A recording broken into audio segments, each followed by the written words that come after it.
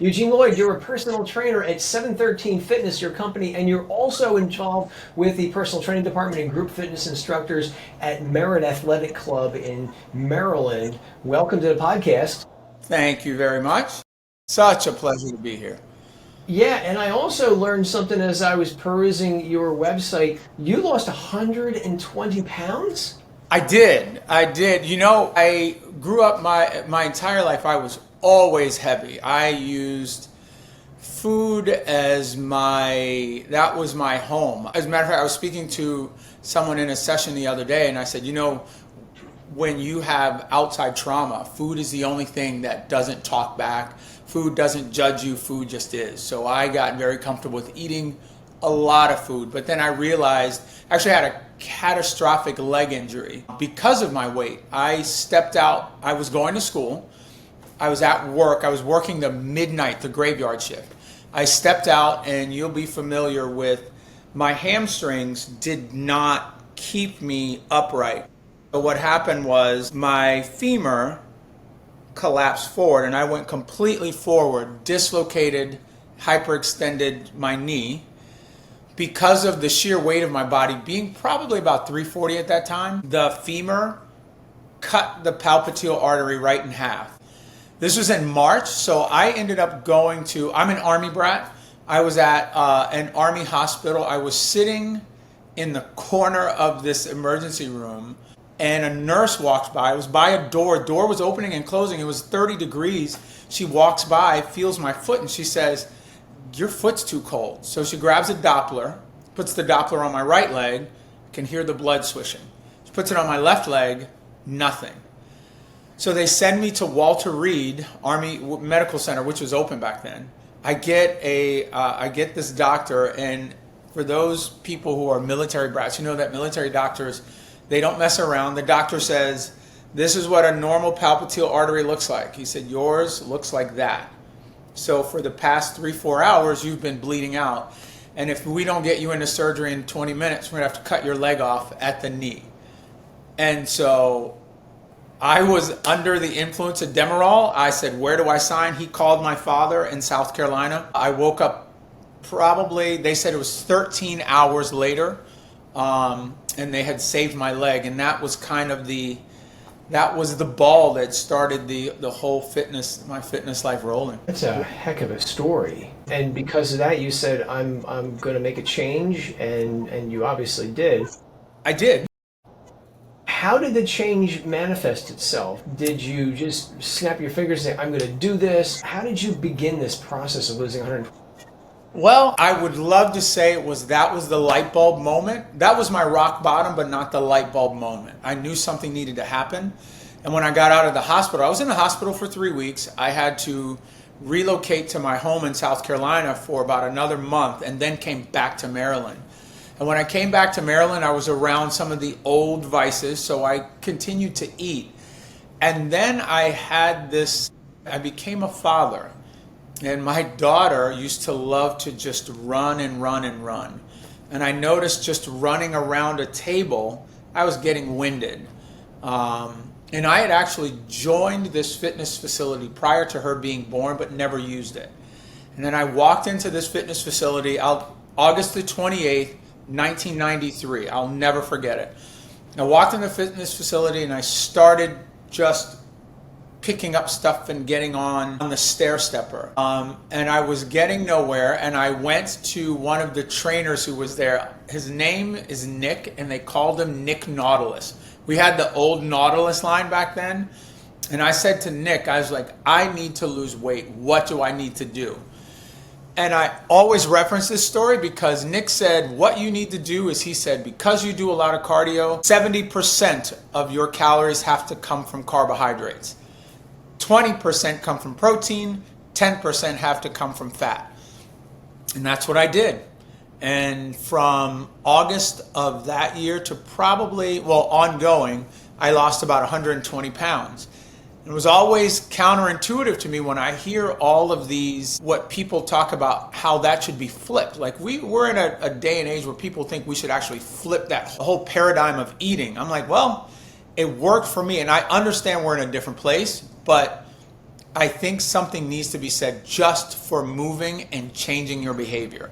If you change something, something's going to change, right? So regardless, whatever works for a person, to lead them down that path is what I've now tasked myself with doing. How long did it take you to lose all that weight? When I started losing weight, I didn't even realize it. I was in a size 48 pants.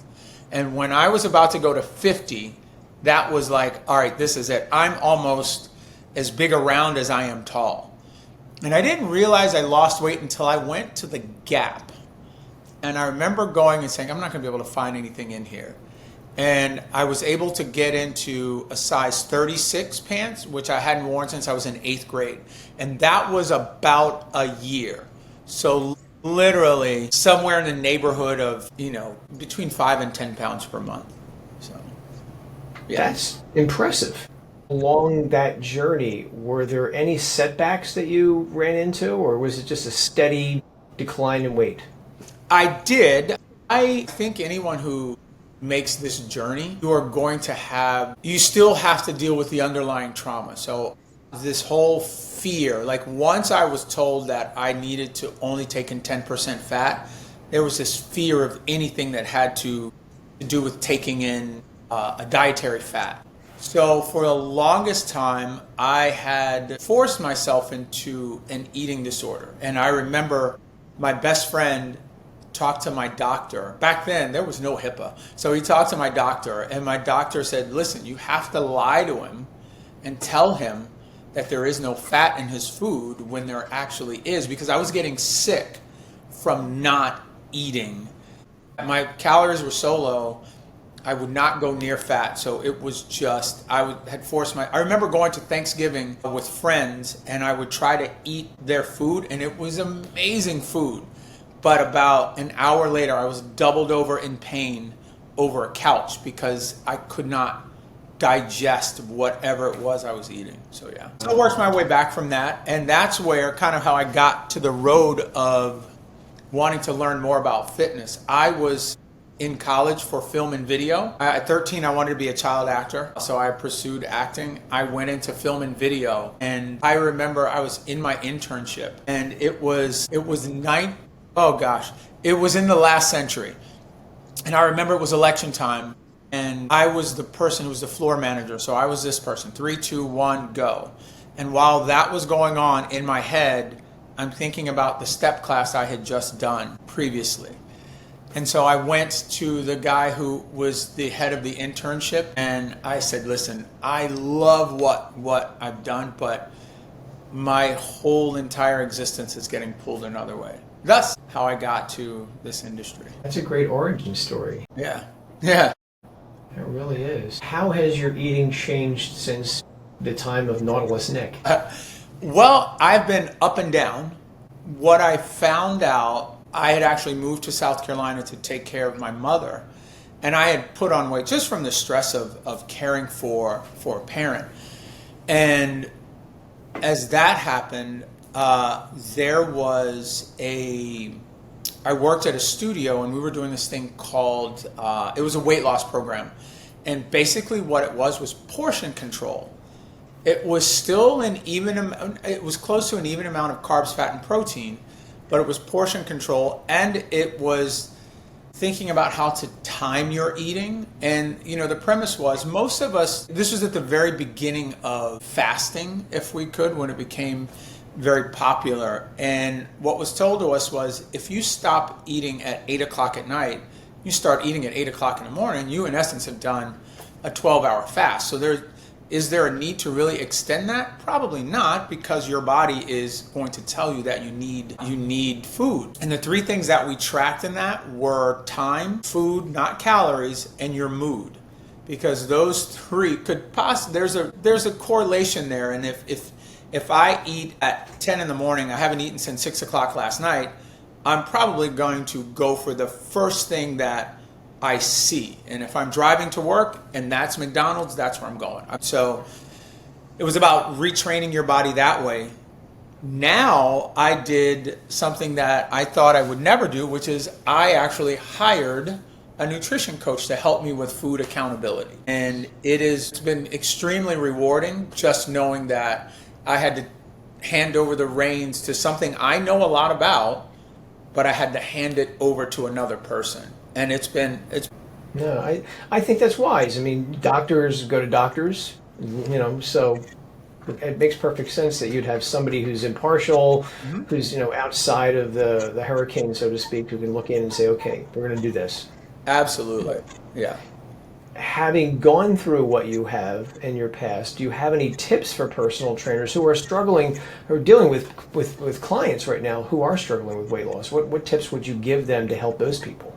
Yeah, the biggest thing that I did was listened to my clients. They are going to tell you what they need. It's our job to get them to make the statement, get them to buy in to their own results.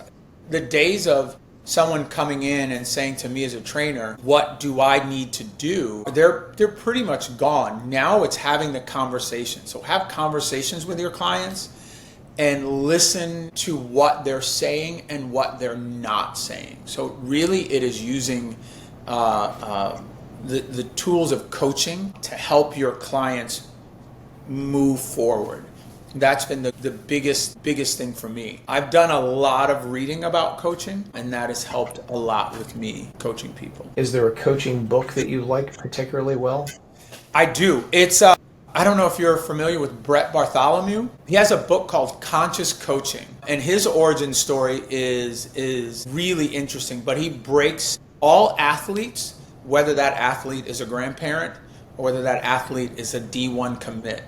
They all break down into archetypes, and it's knowing how to communicate with them will help you get the most out of them. For however long you have them, it's trying to get the most out of them, out of that relationship, and those conversations are what really helps the relationship move forward and help their progress move forward for however long you have them. It's interesting what you said about what clients will say and not say. I had a similar conversation with somebody just yesterday where we were discussing you're meeting a client and sometimes they won't share information with the personal trainer, maybe out of embarrassment. And my solution, which wasn't perfect, I know, but is to reassure them that whatever you tell me is never going to be divulged, and all your information, paperwork is going in a locked filing cabinet. It's never going to be seen by anyone, and just try to foster that, I'm a safe space for you. Do you agree with that, or would you add to that conversation at all?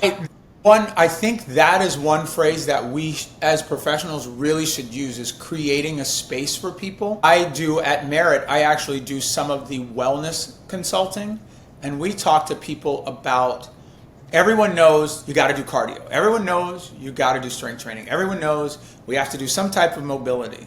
But to talk about nutritional wellness, your sleep and your stress, generally, when you hit that pain point of nutrition, and all you have to say is the word nutrition, that will more than likely open up the floodgates, either open the floodgates or they will close the door shut for the same reasons that I had when I first started. Whatever your relationship is with food will definitely it will show, and it just takes time, and you have to realize when people are ready to take that step toward divulging more about their eating practice, they will, and then you can counsel them not on a type of diet, but just what can you do to create a space where you can have them say, I had a bad night last night with food, what do I do now? Well, we immediately say, okay, well, you had a bad night, but today's another day. Let's, move forward from here, and I'm here as an accountability system so you don't feel like you're alone. I like that, and I think it's good for the people watching us to realize that relationship between trainer and client won't happen overnight. No, I'm a big one for stories. I actually lived in New York City and worked in New York City, and I trained a doctor, and I was trying to get into a regular squat pattern, and I tried every possible cue I could. Pilates cues that I learned at every convention I went to. And finally I said, this is not working in my head. And I said, what do you like to do when you're not working out? And they said, I love to garden.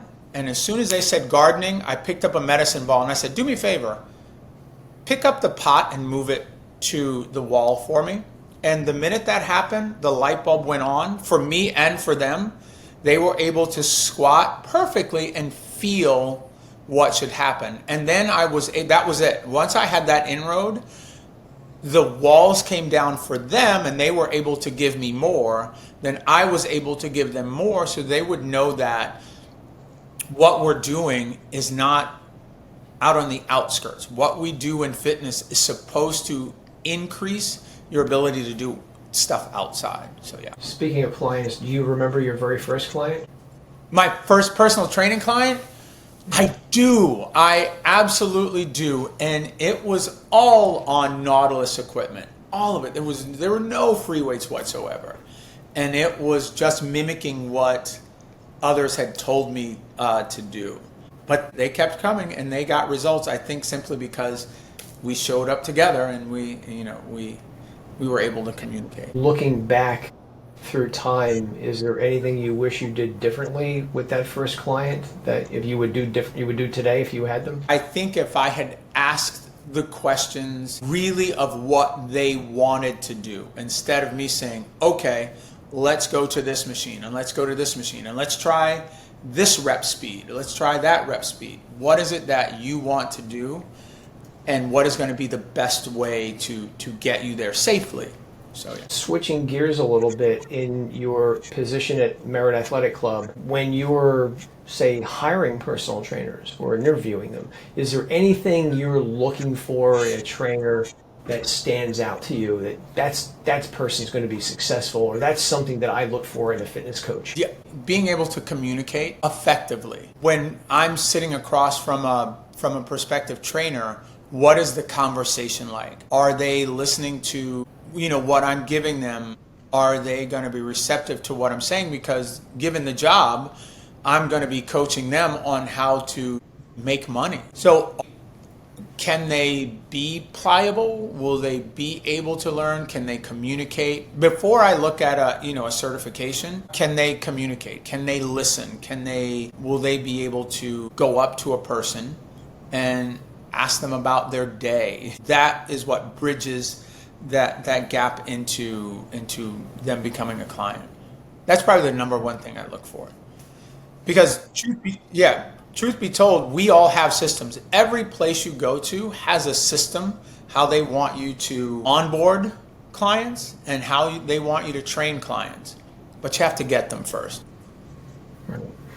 It's a good point. I remember many years ago teaching a class, and I remember there was somebody in my class who he was very smart. He knew everything I was saying, obviously had some advanced degree, but the personality was not there. And I always remembered him, and I thought to myself, it's almost like he was Mr. Spock from Star Trek. Very logical, but just this deadpan personality. There was nothing there. And, yeah. And I've often wondered whatever happened to him, and I don't know. But it's just, it's funny you said that. But yeah, personality is really big. You got to be able to get clients, and all the knowledge in the world won't help you if you can't speak to them. Yeah, that is the one thing I think is there. We definitely have reached a point to where education is very important, but being able to apply that education, I think a person who is that at that educational level can still find clients. When I worked in New York, there were a lot of doctors who prefer that their trainers speak origins and insertions, and which is fine. But you still have to be able to pivot, right? So you might have a doctor, but then have an athlete, because in a given day, I would have a cardiologist, a physiatrist, and then I would have a teenager who's trying to make the fencing team. So you have to be able to, you almost have to, you have to wear many different communication hats in this business. Speaking of hiring trainers, when I teach a class, sometimes I show a part of a survey that I came across a few years ago. of people who were hiring individuals for different jobs, and he listed a bunch of things that they see wrong in interviews, and one of them was they don't make eye contact. And I wonder, have you seen that? Because we've come out of the pandemic, and I think having people shut inside for a long period of time atrophied some of our personality muscles. Have you seen that? Yeah, I have. And truth be told, I think I am that person who will do that to an extent. And for me, I want to slow down and gather my thoughts when I do that. Because of the pandemic, I think we lost that ability to look someone in the eye and have a conversation with them, or to even look at them and see when something is not being said, right? If I'm sitting across the table from you and you tell me what's said, and then I kind of see you tail off, okay, something is there that you don't want to say yet. So I'm kind of making a mental note. But to answer your question, since the pandemic, 1,000%. I do think since the pandemic, there are a lot of people who are like, well, the whole world is going to fitness now because we can't do anything. So I'm going to make that hard left-hand turn. And one of the things I tell a lot of trainers is it's a great and fulfilling business. Number one, it's a business. And number two, just like every other business, there are some things you need to know. Yeah, I agree. You won't know it all immediately. You have to learn in time. No. Are there any questions that your clients ask you over and over and over again? Other than how long will this take in terms of their goals? What I find, honestly, it's not that they won't ask a question as much as they will make statements, because we now have these things now. So when we have those things, the questions they have, they will Google or ChatGPT first. And then they will come in and say, I've been doing this. Is that right? So it's a question, but the question has already been framed. So it becomes, do I agree with them, or do I give them a science-based, or just another piece of information to rebut what they said? That's probably it. So no one ever comes in and goes, not anymore do they go, how do I lose fat off of my belly? How do I increase the size of my backside? Now they know, and it's kind of, which makes it harder for us as professionals to work our way in to say, why did you pick that exercise? And I had just about 2 weeks ago, a young lady came to me and said, I'm having pain across my abdomen. And I said, well, what were you doing? She said, I was doing, and she didn't even know the moves. She said, I had a dumbbell in my hand and I had my hand on the floor and I was trying to get up. And I said, so it sounds like you were doing a Turkish get up. And I said, is that move new for you? And she said, yes. I said, so tell me a little bit about your journey. Long story short, 3 children, pretty much back to back to back, all C-section, all of them diastasis recti. And so I said, okay, I don't want to stop you from doing core work, but what we need to do is take a step back and think about this. I'm not your doctor, but in my scope of practice, when we deal with this is what we should do first to progress you there. So it's kind of working your way in the back way when people come with information. And I would also add to that ChatGPT is sometimes wrong. Used it, I've asked it questions, and it's only as good as the websites it's scraping. And if it's scraping low quality websites, the information is going to be low quality as well. I mean, it's going to get smarter, there's no doubt about it. But as of right now, and it doesn't always give you the full answer, because it's always predicated on the question you ask. And if your question isn't the perfect question, it'll leave things out. Yes. So. Yeah, and I argue that if you have to make your question that intricate, the answer is probably right in the question that you're asking. I see you do in-person training and virtual training. I do. What's the biggest challenge, if any, teaching virtual classes versus real in-person classes? With virtual, we just have to make sure that it's hard for us to really see all the detail, because it's two-dimensional. And then when we're using resistance, how do we make modifications with resistance? Some people are in alcoves, some are in, little corners, and some have their own studios. So it's being able to pivot at any instance, to be able to give the proper modifications. When you're in the studio or in a facility, you can quickly grab something else, or you can circle 360. So many times I'm saying, okay, quarter turn for me, and then think about this as you're squatting. So yeah. What do you use for virtual classes? Zoom or some other program? I use Zoom mostly, and here's the funny thing: sometimes Zoom doesn't work. And luckily, most of my clients have an iPhone, so I can quickly go to FaceTime. I do have Google also, so I can use Google Meet. But Zoom has been around forever. For the trainers who are thinking, hey, I want to pivot into virtual classes, any tips for them on things that they should be purchasing or using to make those Zoom classes run smoothly? Whatever you do, have modifications based on what people will have at home. So if you have dumbbells, what if they don't have dumbbells?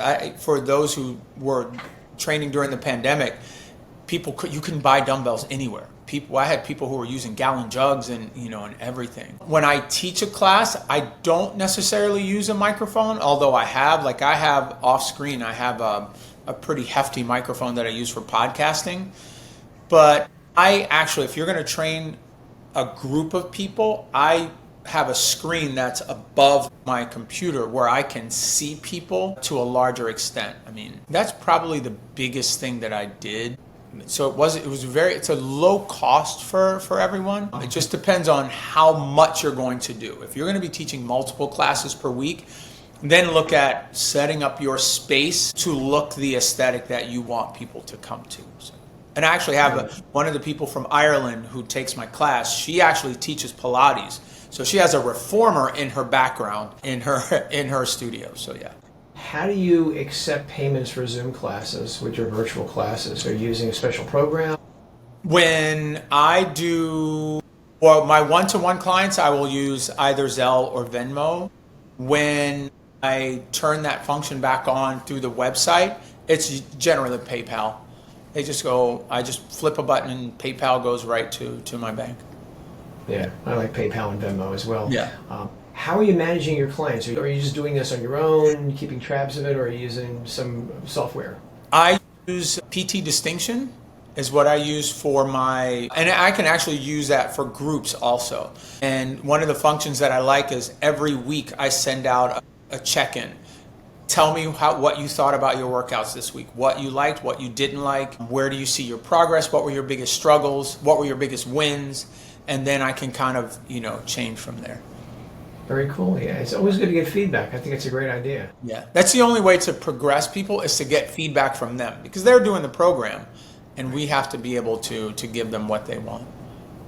For that person watching us who wants to be a personal trainer, are there any steps that you would suggest that they begin with as they begin that journey? You can research many different certifications, but what I will say is the highest priced option is not always the best option. Pick the option where you are going to get the best information that's going to help you to grow. And I've seen that because of how I started in the industry and doing certifications online. Do your research on everyone, and there's so many groups now that are on social media. Get into those groups and ask the questions. I actually had a trainer ask me, I'm thinking of doing this certification. What do you think about that? I said, I think it's fine. I don't think you need to spend $1,500 on it, because that whole thing about you getting a job doesn't mean you're going to like where you work. But the education is something that you really want.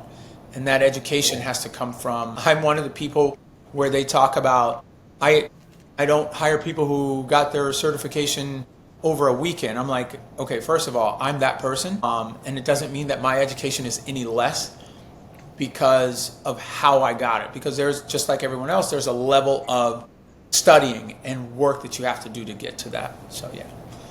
Yeah, do your research, look at every option, and ask questions of people who have each of these certifications, and they'll be able to tell you. Yeah. Don't go into credit card debt to be a personal trainer, and there's a big difference between certified and qualified personal trainer. My goodness, yes. And even after you get your certification, get into somewhere that is going to help you learn the business. That is the one thing that I think directors will tell you is it's kind of like nails on a chalkboard. If it's Monday, Wednesday, or Thursday, and it's 5 o'clock in the afternoon, and your trainers are sitting behind a desk, like those are the busiest times. Those are the times to make the most connections with people, and that's where you learn as a trainer from talking to people. Don't discount that time, So. Right. I agree. Along those same lines, have you noticed personal trainers just not just sitting down, but doom scrolling on their phones? And have you run into any gyms that have policies against personal trainers accessing their phones when they're on the clock? I haven't. That is just one of those unwritten rules. It's like baseball. Like if you're training a client, there's a difference between having a tablet that has your workout on it and you can access your tablet, or you scrolling on your phone. That takes attention away from the client. So when I worked in New York, I had a clear policy about not having your phone with you when you were on the floor. Generally, I have a sick child. I understand that part, but if your client is doing a suspension row and you're scrolling, how can you have an eye on your client? How can you make any correction? That's probably gym culture wide. That's the number one complaint I get through email is why are so many people on their phones just in general? But then the other aspect is when I dispatch a workout to a client, they have to access it on their phone, right? So but if you're a professional, don't be on your phone. I would agree. I've heard of gyms have done the same thing you enacted. Put it in a locker, leave it in your car, don't bring it on the gym floor. Yeah, even the front desk associates can't have their phone. So if they can't have their phone and they're the first line of defense, the first point of contact, no way. It should filter down or out from there. No, I totally agree. And I think you nailed it when you said first line of defense. Yeah. They really are. And people can read into what I'm saying, but they really are. Yeah, we actually have a rule at Merritt, and I find myself breaking this rule all the time. If you're at the front desk, and a lot of times I have to go to the front, don't turn your back to the door because of the body language that you're showing to people coming in. And I will find myself like, my back's to the door, and I have to turn around. And generally when that happens, someone's coming right through the door. So, yeah. Good customer service all the time. Mm-hmm. Eugene Lloyd, this has been a great conversation. Do you want to add anything? Have I missed anything you want me to ask you? Is there anything else that you think would help people along in their careers? No, but I will say that I have had the absolute honor of being certified by you a couple different times on my journey. So the fact that you have this outlet is amazing. This is not a shameless plug, but it is a shameless plug for the certification body. The certification body has just been a very big part of my life from September of 1994 up until now. So yeah, I can't say anything more than I love the industry and I love the family of this certification body. If people decide to go down this road, ask questions, get with a program who is going to help mentor you, because there's so much that's out there. Keep your head in the books, keep learning, and ask so many questions of research, as we said in the very beginning. So yeah, I could talk forever, but no, thank you very much. I appreciate that. It was a nice plug. Wasn't expecting it, but I'll take it. Oh yeah. Thank you.